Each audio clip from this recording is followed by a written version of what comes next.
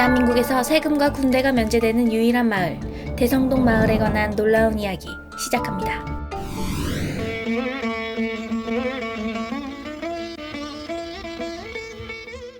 한반도, 한국 전쟁 이후 비무장지대와 군사 분계선이 형성된 분단국가.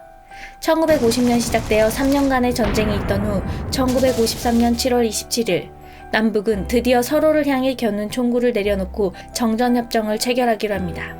남과 북은 비무장지대 안에 각각 한 곳의 마을을 두기로 한다. 합의에 따라 남한에는 대성동 마을이, 북한에는 기정동 마을이 각각 생기게 되죠.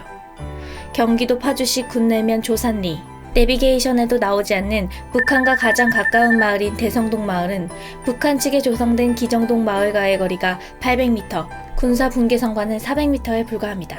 대성동 마을 깃발보다 우리 깃발을 더 높이 달라우. 마을 사이가 군사 분계선으로 가로막힌 후 오랜 시간 기정동 마을과 대성동 마을은 경쟁을 하며 서로를 과시하듯 깃발을 더 높이곤 했죠. 이러한 마을의 주민은 대부분 휴전 당시부터 그곳에 주소를 두었거나 그들의 직계가족인 사람들이었습니다. 그리고 지금도 그 자손들을 포함해 200여 명의 주민들이 농업활동을 하며 그곳에서의 삶을 이어가고 있습니다. 대한민국 법률에 따르는 지역, 하지만 UN 사령부의 통제를 받는 독특한 지역. 어쩌면 대한민국에서 가장 위험한 마을일 수도 있지만 대성동 마을의 주민들에게는 그 어느 곳에도 없는 파격적인 혜택도 주어집니다. 대한민국 국민의 4대 의무인 근로, 납세, 교육, 국방의 의무, 그중 납세, 국방의 의무가 면제되며 세금과 군 입대에서 자유롭게 되죠. 게다가 유일한 초등학교인 대성동 초등학교에서는 JSA의 미군이 영어를 가르치고 일반 학교에서 경험하기 힘든 각종 활동들이 전면 무료로 이루어지죠. 하지만 나가기는 쉬워도 들어오긴 어렵다는 대성동 마을의 거주 자격은 과연 어떠할까요? 대성동 주민과 결혼을 한 여성은 이곳의 주민이 될 수 있지만 다른 지역의 남성과 결혼을 한 여성은 마을에서 떠나야 하는 것이 원칙입니다. 이는 병역 면제 혜택이 악용되는 것을 방지하기 위해서죠. 게다가 1년에 8개월 이상 이곳에 거주하지 않으면 주민 자격을 상실하게 되어 더 이상 거주할 수 없게 됩니다. 마을을 떠난 주민이 다시 돌아오고자 할 때는 주민회의와 UN 사령관의 허가를 거쳐야만 다시 돌아올 수 있기도 합니다. 통금 시간 준수하세요. 대성동의 삶. 파격적인 혜택이 있긴 하지만 결코 밝은 면만 존재하는 것은 아닙니다. 밤 12시부터 새벽 5시까지 이어지는 통금 시간. 지금은 대한민국 어느 곳에서도 보기 힘든 통금 시간이 그들에겐 존재합니다.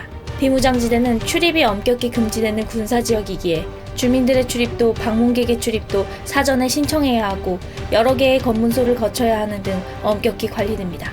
게다가 매일 저녁이면 마을에 상주하는 부대에서 집집마다 인원을 확인하는 절차도 이루어집니다. 농사일을 하러 논에 갈 때도 학교에 등교할 때도 무장군인과 동행해야 하는 것이 원칙이죠.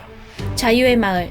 대성동 마을을 지칭하는 말이지만 아이러니하게도 대성동에 거주하기 위해서는 여러 통제를 받을 수밖에 없는 현실입니다. 마을에 자유로이 드나들 수 없는 불편함은 생필품 구입이나 외부 행사, 모임 등 모든 생활에 영향을 끼치죠. 마을이 생긴 초기엔 외부로 나갈 수 있는 기회는 일주일에 단 한 번. 지금은 그나마 자가용이나 하루 4차례 운행하는 버스를 이용합니다. 전쟁이 터지면 3분 안에 전멸이다. 북한이 도발할 가능성이 있을 때마다 대피소로 향해야 하는 주민들은 매일매일이 준전시 상황이나 마찬가지이죠.